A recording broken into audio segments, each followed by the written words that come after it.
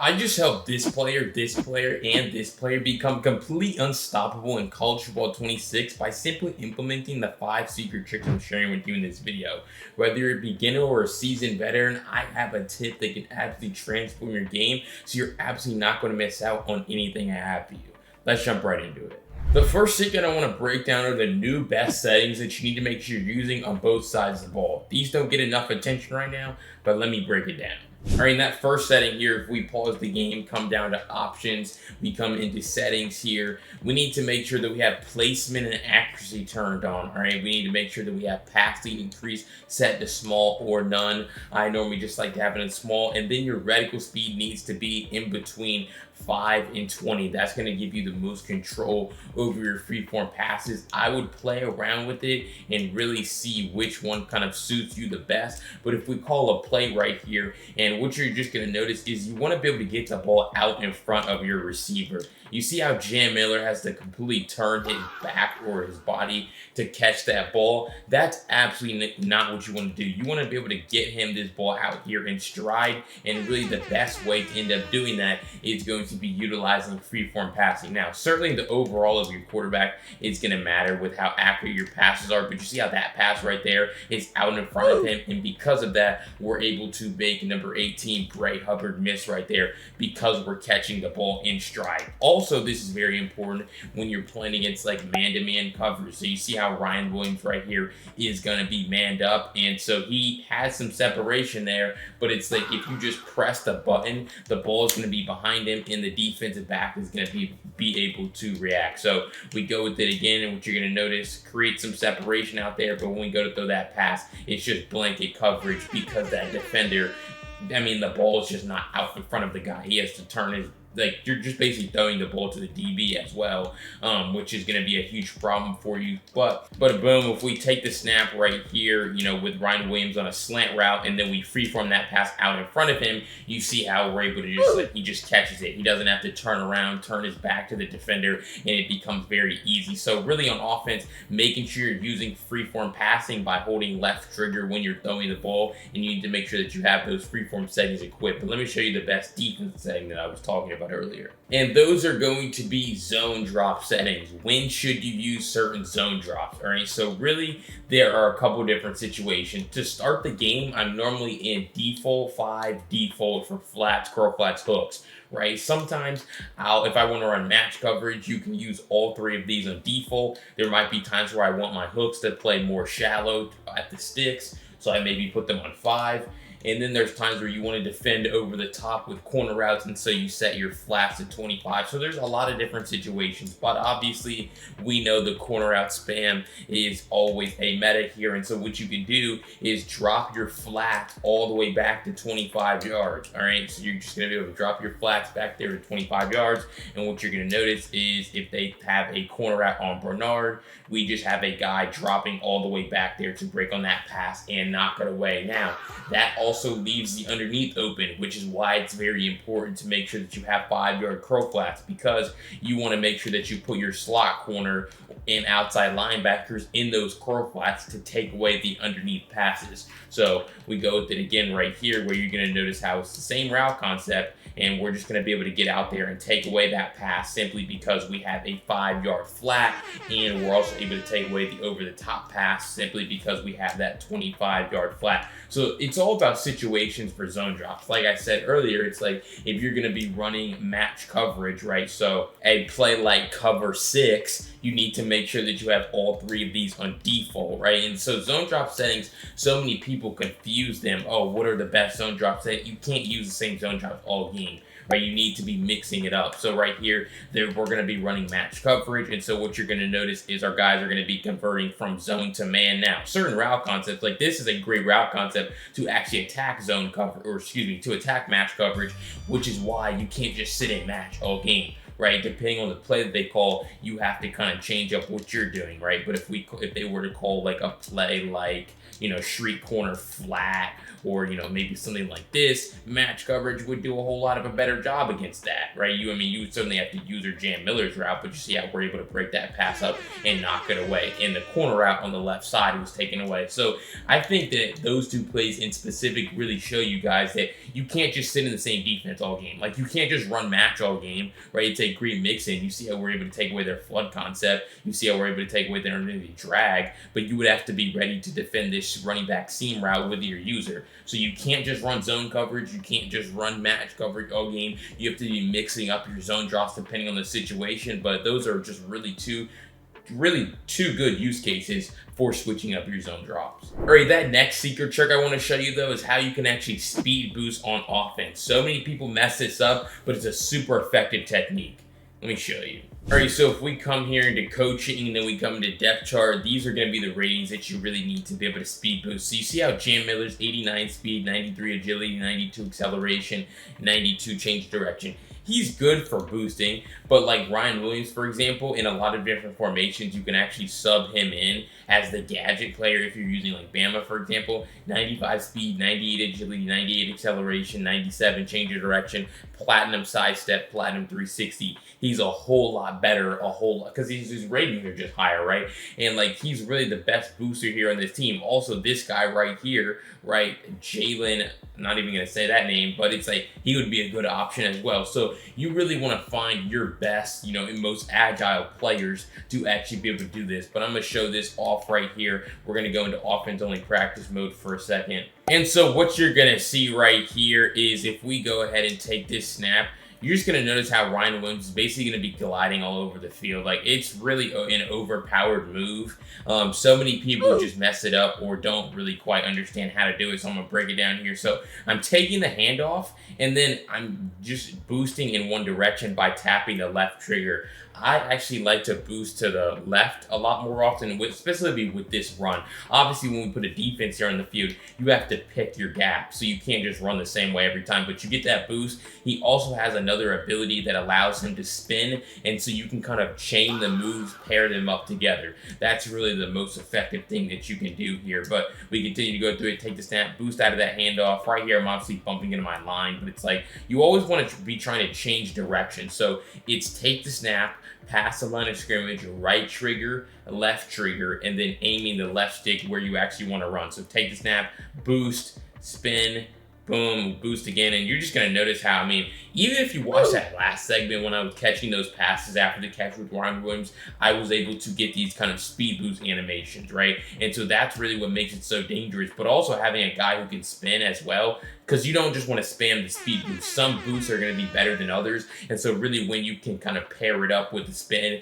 the juke, a lot of these other skill moves, you're going to have a way more elusive and effective, you know, ball carrier here. So, I mean, you're basically just colliding all over the field, and you're just going to be able to pick up a lot more yards. But let me put a defense here on the field. So we have our defense here in the field. We're taking the snap, and we're really just picking our gap. I mean, you just notice how right there, it's like you boost out of the handoff to run right up to the guy, and then you just spin him out.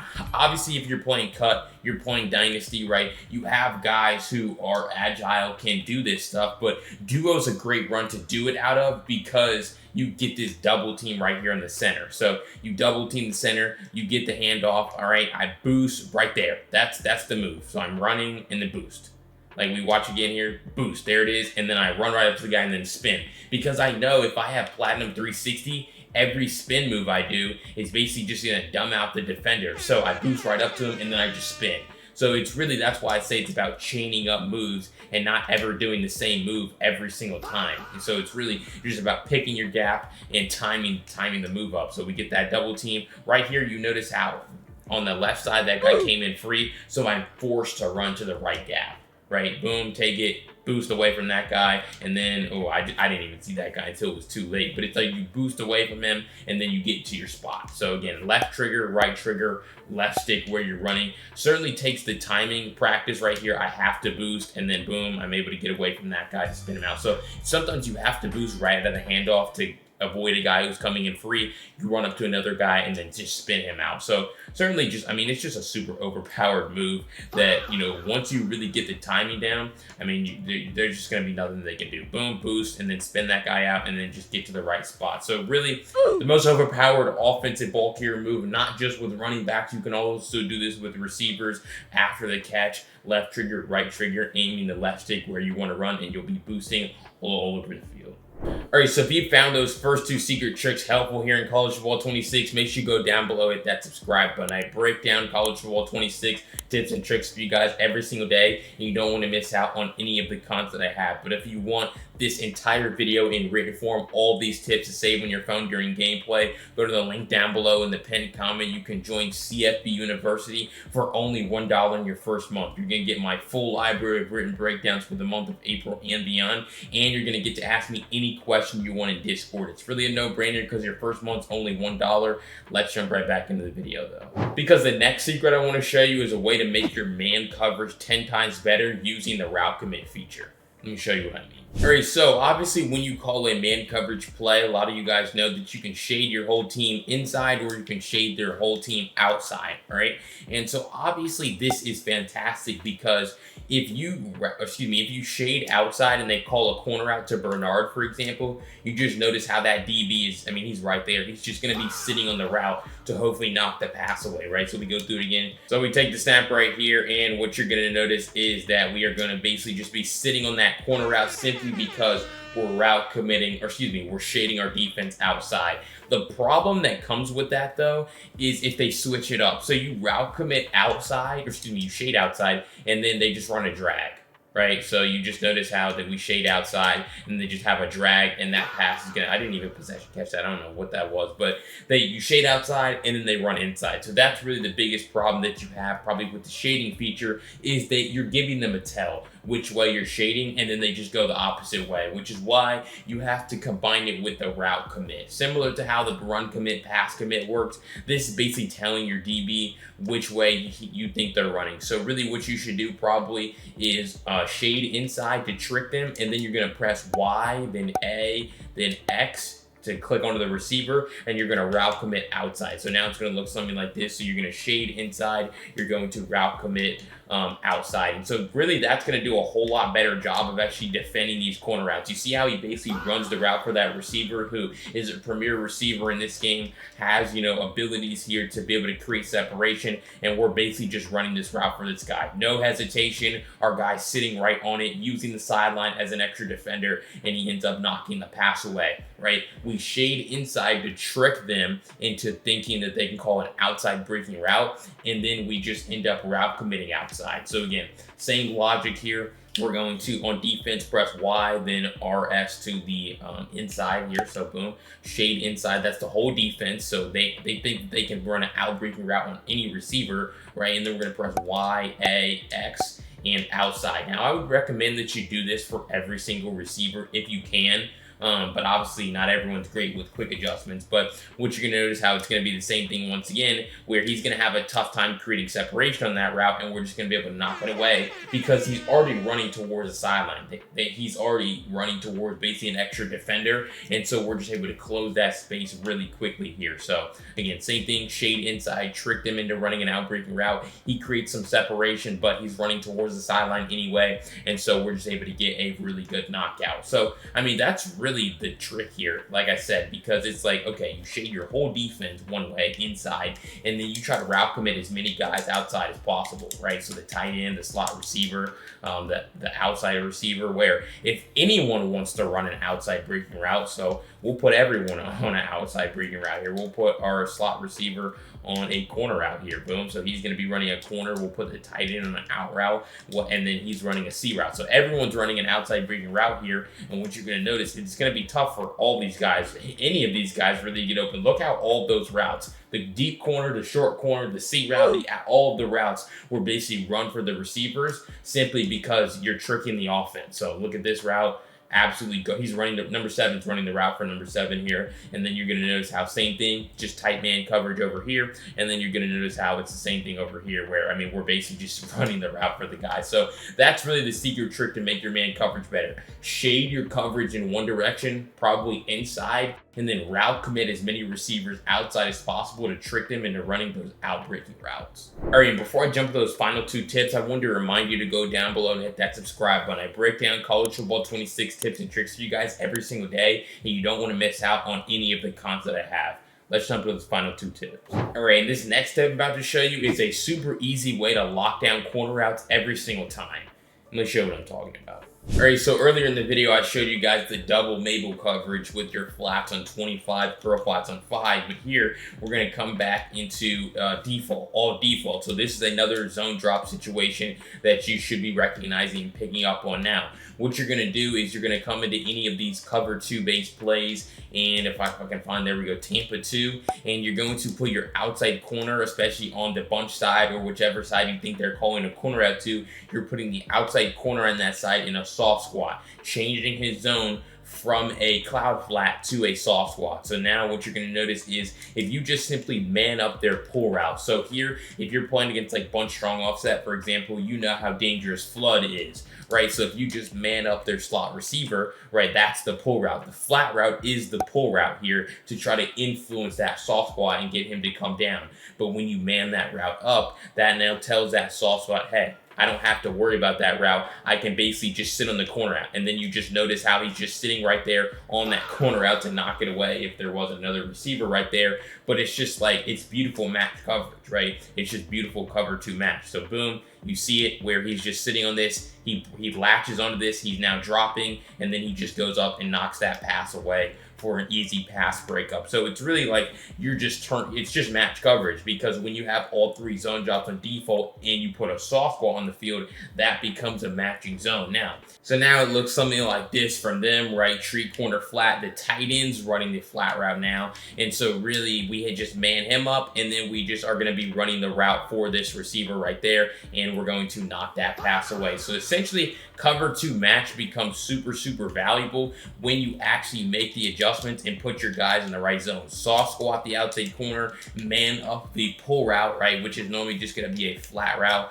and then we just go ahead, boom, take the snap, and then you're just going to notice how we're basically just going to be running the route for that outside corner. You can do this from really any, for the slot receiver, but you can basically do this from any defense against any really bunch formation, trick formation. As long as you have that soft squat, you man up their pull route, you're just going to notice how your soft squat defender, when you have all 3 zone drops on defaults, going to be sticking onto that corner route. But that last secret trick that I want to show you is a way to automatically stop the run in the backfield before they can speed boost away. Let me show you what I'm talking about. All right, this is literally the easiest run defense in the game, because what you're going to notice is if they're on offense, you see how right now we're in double mug, mid blitz 0, right? If you see this picture right here as an offense, you see how there's 2 flame icons, but they're over the top of like a safety and an outside linebacker, right? So if they take the snap, like mid blitz is good run defense already, but they have the ability to get to the second level of your defense if they speed boost and they find a gap. Now, like I said, when all of your guys are close to the line of scrimmage, it can be hard for them, but you see how there's a cutback lane open. If you hit it on time, you're going to be able to just boost right out of there. But really, the trick that I'm about to show you is, you see how there's two flame icons right here, who they're over. As soon as I move my user right here, so now when they go to take the snap, we're just going to be in that backfield every single time, literally off this, like immediately, right? So boom, take the snap, click onto your guy, dive tackle that ball carrier in the backfield, because it's just going to be super easy. You're just going to run into the backfield time and time again. So boom, take it. You don't really have to do anything, and you're just trying to dive tackle as soon as possible, because you can see right there how they speed boost away. Luckily, we had other guys, but if you allow them to speed boost, it can be a huge problem for you. So you just really have to run right into that center so that your linebacker comes in free, and you're always going to be taking the guy opposite of the running back here. So boom, take it, our guy comes in free, and then we're just dive tackling that ball carrier in the backfield. So we go through it again, boom, dive tackle the ball carrier. Very easy, like it's just the easiest thing ever, simply because you're just retargeting the offensive line. So, I mean, now there's 1 flame icon right here. And then the reason why I say dive tackle is because you saw earlier in that other formation, it's like sometimes he doesn't make the play. Sometimes he dumbs out. Sometimes he takes a bad pursuit angle. But when you click on and dive, you're basically putting all the onus, all of the control on your user, and then you're preventing him from speed boosting away from you. So you see how right here, it's like, okay, as soon as he touches the ball, he's on the ground. like he's in animation to get tackled. You don't want to allow them to speed boost. This works fantastic against inside runs, but simply moving your user over the top of the center, running down at the snap, and then pressing X on Xbox Square and PlayStation to dive tackle from mid blitz against inside runs is going to be the easiest automatic run defense in the game. Alright, so if you found any of those 5 secret tricks helpful here in College Football 26, make sure you go down below, hit that subscribe button. I'm the only one right now breaking down College Football 26 tips and tricks for you guys every single day, and you don't want to miss out on any of the content I have. But like I said earlier, if you want all 5 of these tips in written form to save on your phone during gameplay, go to the link down below in the pinned comment. You can grab it today for only $1 in your first month by using code VOLT at checkout. It's really a no-brainer, and it's really the best way to transform your game. But if you want to see 5 more secret tricks to help you dominate here in College Football 26, check out this video. I'll see you over there. Peace.